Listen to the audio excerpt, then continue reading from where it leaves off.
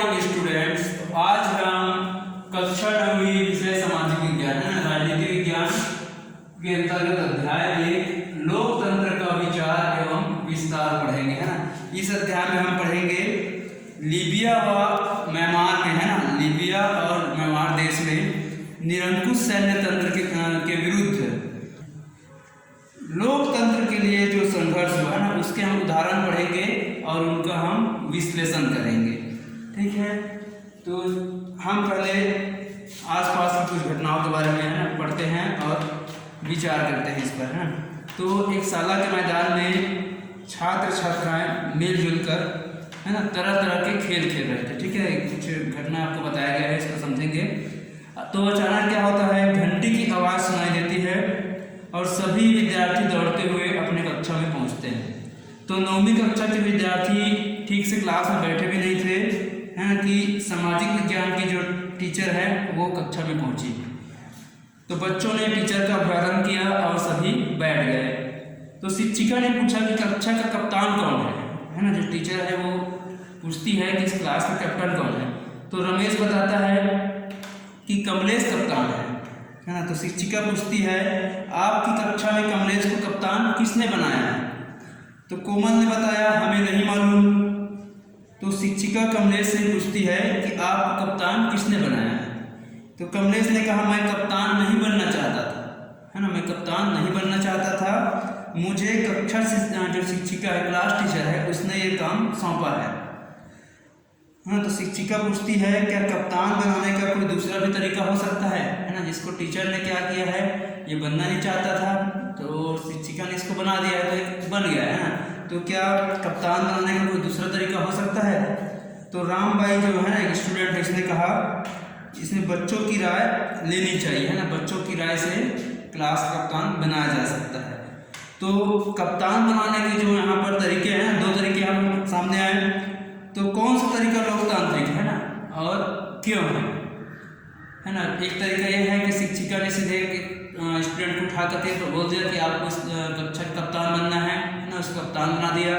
और जो बच्चा है, जो स्टूडेंट है ना, वो कप्तान बनना नहीं चाहता था, लेकिन टीचर के कहने पे वो कप्तान बन गया, है ना। दूसरा तरीका यह है कि क्लास में जो बच्चे हैं उन सभी की राय से कप्तान चुना जाए, है ना। तो दोनों में से कौन सा जो तरीका है लोकतांत्रिक होगा। तो इसमें लोकतांत्रिक तरीका ये होगा कि क्लास के जो समस्त स्टूडेंट्स हैं, बच्चे हैं ना, उसके राय लेकर के हमें क्लास कैप्टन बनाना चाहिए। मतलब ये लोकतांत्रिक होगा, क्योंकि है ना, लोकतंत्र में क्या होता है, किसी की मर्जी के बगैर हम उसको, है ना, जैसे यहाँ पर कप्तान बना दिया गया, वैसा नहीं होता है ना। लोकतंत्र में जो प्रतिनिधि हम चुनते हैं, है ना, वो क्या होता है, हमारे जो देश की जनता के द्वारा चुने हुए प्रतिनिधि होते हैं। ठीक है, ताकि वो हमारी जो शासन की बागडोर है, जो शासन कार्य है, उसको अच्छे से चलाए। तो इसी प्रकार जैसे क्लास में भी हम कैप्टन बना रहे हैं, तो क्लास कैप्टन, है ना, पूरी क्लास के द्वारा क्लास की राय से चुने हुए जो स्टूडेंट हैं उसको हम बनाएं, ताकि वो हमें क्लास के लिए, है ना, ताकि वो हमें क्लास के जो है, जो क्लास में नियम है, स्कूल में नियम है, उसको अच्छे से संचालित करें, है ना। तो इसमें कक्षा की राय होना आवश्यक है। ठीक है, तो ये दूसरा जो तरीका है वो लोकतांत्रिक है।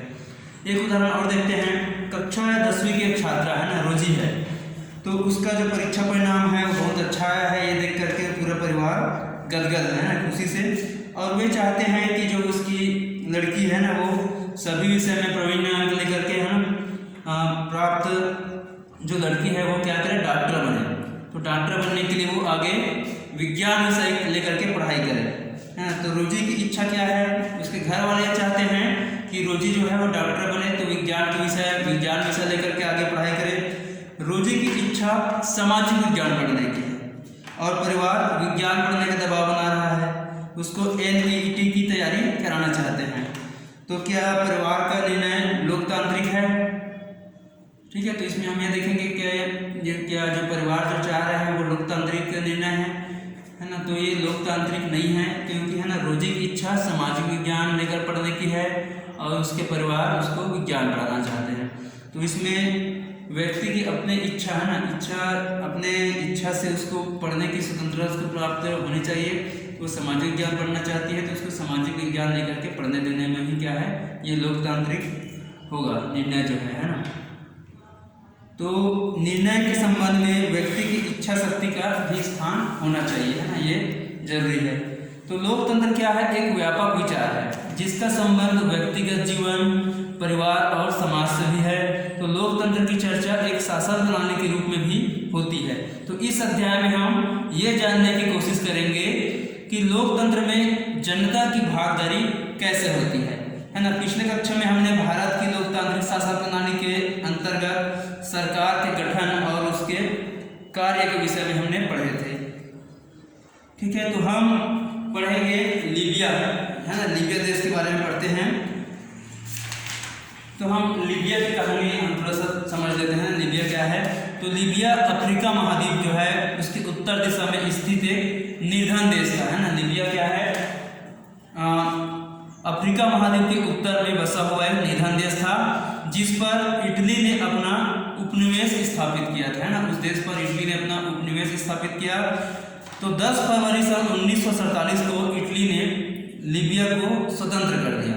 इसके बाद 24 दिसंबर सन 1951 तक वो जो लीबिया है वो संयुक्त राष्ट्र संघ के संरक्षण में, है ना, परिषद के अधीन रहा। संयुक्त राष्ट्र संघ के इंग्लैंड और फ्रांस संयुक्त राष्ट्र संघ की, है ना, संरक्षण परिषद की ओर से लीबिया की देखरेख कर रहे थे, है ना। इंग्लैंड फ्रांस जो है वो संयुक्त राष्ट्र संघ की संरक्षण परिषद की ओर से लीबिया की देखरेख कर रहा था।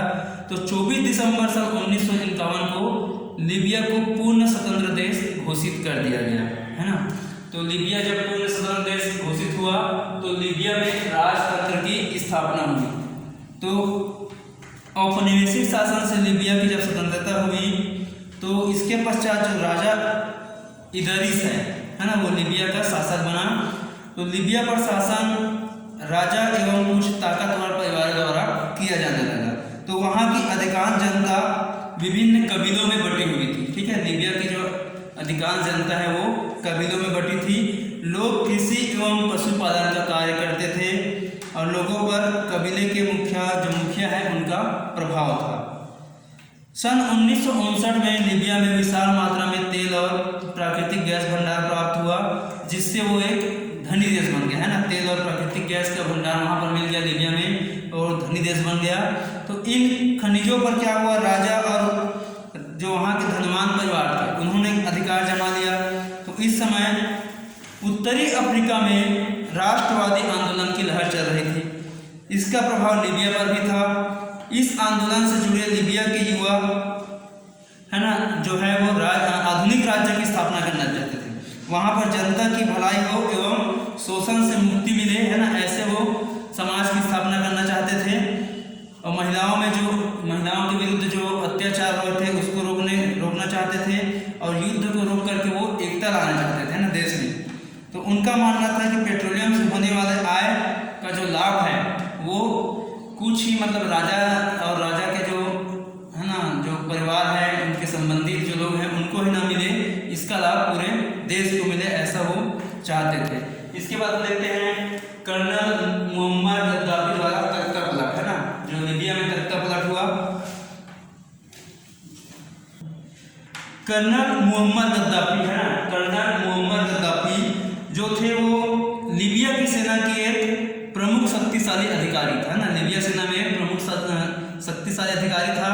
तो सन 1969 में गद्दाफी और उसके 70 युवा सैनिक अफसरों ने क्या किया, लीबिया की सत्ता को अपने नियंत्रण में ले लिया, है ना।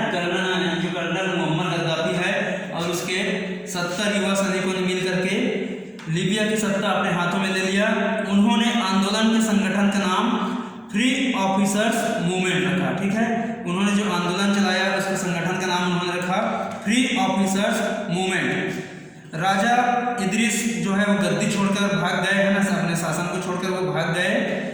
लीबिया में राजतंत्र की समाप्ति हुई और देश को सोशलिस्ट लीबियन अरब रिपब्लिक घोषित किया गया। सेना ने इसका पूरी तरह से समर्थन किया। ये आंदोलन क्रांतिकारी नियंत्रण परिषद के नेतृत्व में चलाया गया। इसमें सेना के 12 सदस्य थे। इस संगठन ने लीबिया को आधुनिक समानतावादी देश बनाने की घोषणा की, ठीक है। तो ठीक है डियर स्टूडेंट, हम आज का लेसन यही समाप्त करते हैं। आगे हम लीबिया में प्रगति और इसको हम पढ़ेंगे। Thank you.